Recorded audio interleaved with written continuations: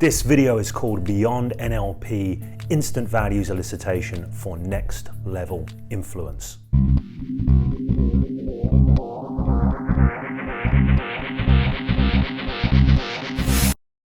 Hi there, this is James Tripp. This is a video on influence, particularly utilizing values in influence. This is a very powerful thing. I want to say up front that this video, the subject we're covering in this video, is deep. It is rich. So the best that I can really aim to do here is point you in the direction of some very powerful, very profound possibilities. That's what I want to be able to do, because if you've studied NLP or any kind of allied influencing arts, you'll pretty much know that the holy grail of influence is being able to elicit someone's values, their deep drivers, if you like, and then communicate and speak directly to those deep drivers, very specifically, in order to move people in the direction that you want to move them in. This is very powerful stuff. And this is why in NLP, if you've been trained properly in NLP, you will have learned to ask questions, subtle questions of people that elicit their values conversationally. Or if you go up to the next level beyond that, to just listen to people's language structures, the way they use their language and communication, and infer from that the values, elicit from that, extract from that, if you like, the values that you want to use. So how would it be if you didn't need to do any of that? If you didn't need to ask questions, you didn't need to do anything. How would it be if you could just see somebody's deep drivers in the way they moved, in the way they held themselves, so you knew exactly how you needed to adapt your communication up front? You'd be able to see them walking towards you across a room, and you would know exactly the deep drivers you wanted to touch with your communication. How would that be? Because that is not just within the realms of possibility, it is something that you can learn. So before I say anything more about that, I just want to say something about values and their role in influence, because I don't want to assume that everyone watching this has studied NLP and knows about values and their role in effective influencing and this kind of thing. So I just want to unpack this very quickly for you.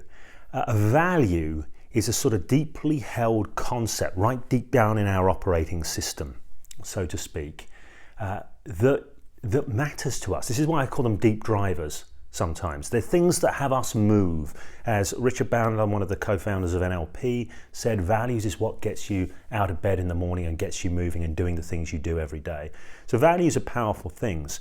And if you want to be able to influence somebody in a particular direction, it really pays to know their values, their deep drivers, if you like. So to take that out of the realm of the abstract, I'll give you a superficial example.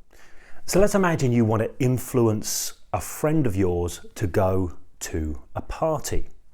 Now, this friend is a human being, so they're going to have values. They're going to have deep drivers in their operational system. Let's imagine that your friend values doing the right thing and safety. So let's put these two values together, doing the right thing and safety. Now, if you want to influence them to go to a party, you're going to say, I really think that we should go to Bob's party because, he's a friend and it's the right thing to do. And I think if we didn't go, there's a chance that it may damage the friendship.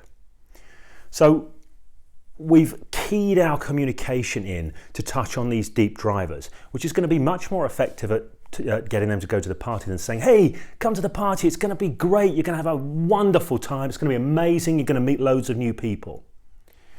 However, if your friend valued excitement more, that was a high value for them, and doing new and different things and new experiences, well, then that second communication would be more effective. Or let's say your friend values opportunity and possibility. You might say, hey, you're going to come to Bob's party, there's going to be some really cool people there. There's Sally, I'd love to introduce you to her because she's... And you start seeding these ideas of what's possible from the new connections.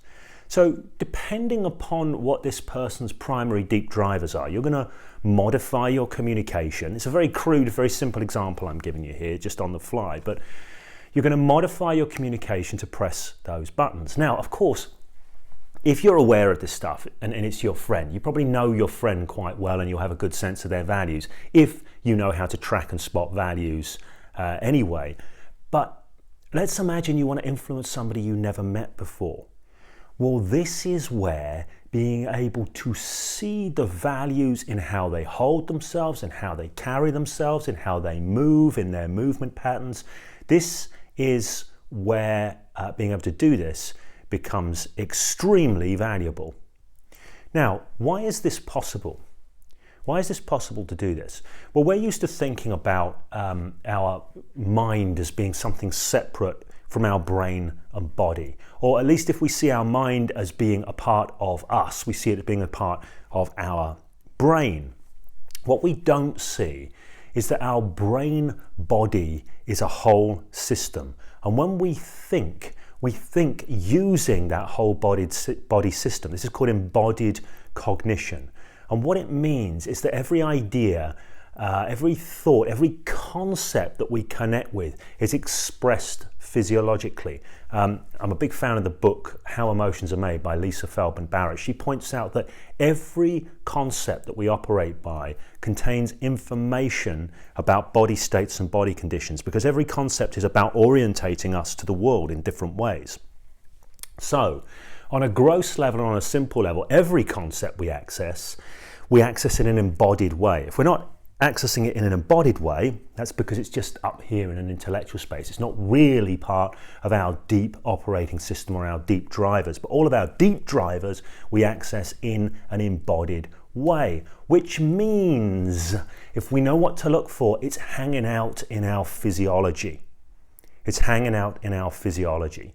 So somebody who's out there, somebody who is inspired by opportunity and possibility, is likely to have a lot more kind of freedom. See, I'm doing it already. I'm getting inspired by possibility, and I'm moving my body in a particular way that reflects that.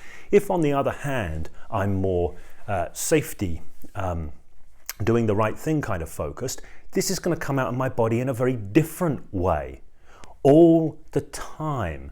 So we start to see this stuff going on, and there are patterns within patterns within patterns. So I gave you a couple of crude examples there, but there's patterns within patterns within patterns.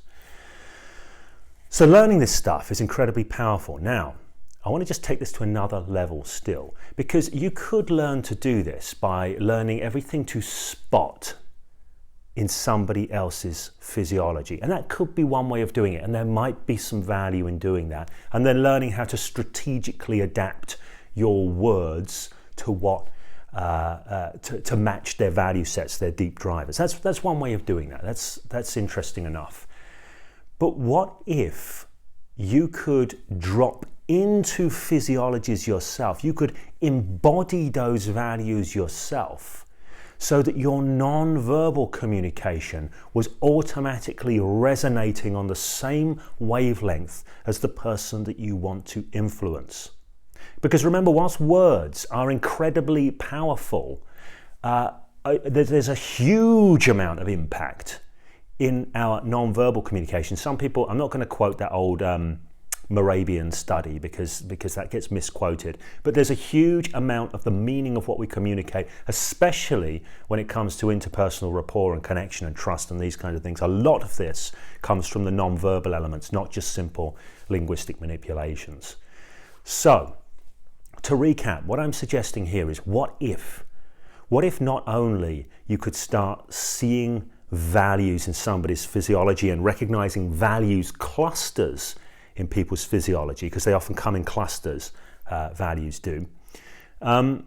What if you could also not just communicate to that using your words and surface level strategy, but you could drop into the embodiment of it so that all of your non-verbals were pressing the buttons of those deep drivers as well? Would that be something of interest to you?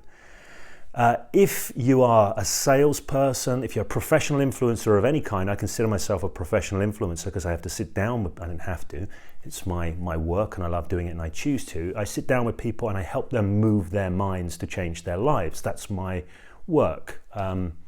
So I'm a professional influencer within that category.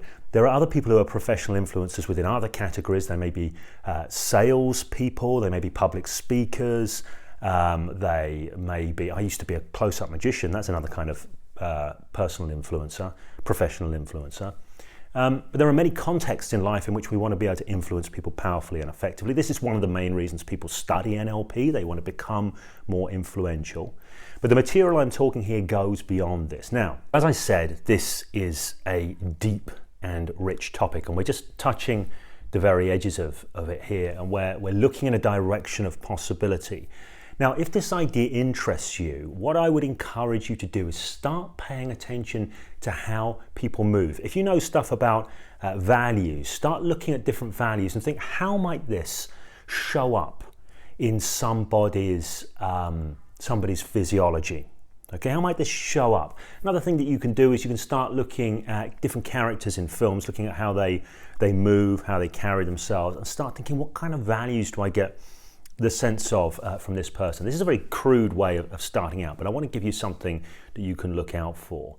But if this idea has captured your imagination, if you can really see the value in this, and you know already this is something that you would love to explore more deeply, and you are in the UK in June, I'll put the dates up along the video, I would invite you to come along and train with my friend James Sakalos from Melbourne, Australia, who is a master of this kind of stuff, of how people embody their values and how we can experience the embodiment of values ourselves and use this in powerful and influential communication. So if this is something you'd like to explore, I'd invite you to come up to Edinburgh, train with James Sakalos, and as I'm making this video, we've got a crazy deal. It's an 8-day training. It's a substantial training. It's actually a little bit longer because there's some fieldwork stuff in the middle, but it's fantastic value. It's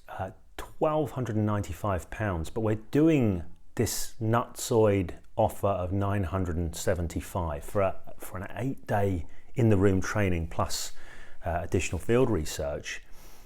But if you want to get that, if you want to get one of the places at that price, you're going to have to go to the page, the link will be around here, and get your place booked before noon on the 6th of April. That's what you're going to have to do. There'll be a link around here to do that. And even if you're thinking, I can't get that money in, James is doing something which I never do, but he's done a payment plan for this. So you can set up a payment plan if you want to make sure that you get on this training, you want to learn this stuff. Okay, so I'm not going to say any more about the training. We're going to come back and revisit this from a few different perspectives. And at some point before that 6th of April date, I'm going to get a webinar up where I interview James, and we're going to go in depth, not just about Spiral, but about influence in general. Okay, so if you like this video, give it the thumbs up. If you would like to know more, please do make use of the comment section below to ask your questions. And when you do, the conversation will continue. Take care.